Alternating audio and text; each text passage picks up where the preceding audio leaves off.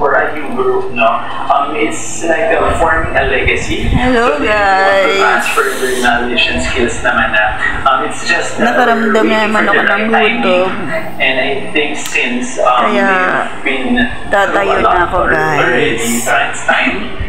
Since P-pop is already typing na rin naman, there's a lot of groups, P-pop groups naman na Little Attorney, I think it's Lynette. time naman for them to kay pass on Lynette. their skills and knowledge and Naalala ko. experience as well. Meron pa pala kang ube champurado. Yung dapat almusal ng anak ko, ayaw niya. Hindi daw siya kumakain ng ganun. Tara, samahan niyo. Magpapakulungan naman ng tubig na mainit.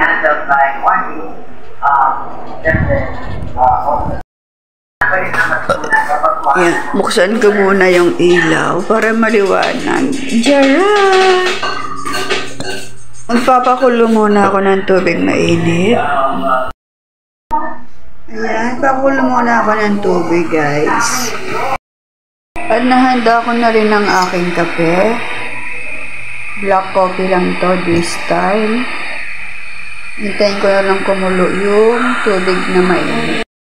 Yung ube champurado. Meron. Ano kayang lasa nito? Masarap kaya? Well, let's find it. Pag natikpan na. Tapos nang kumulo ang ating tubig, lalagyan ko na ang aking kape.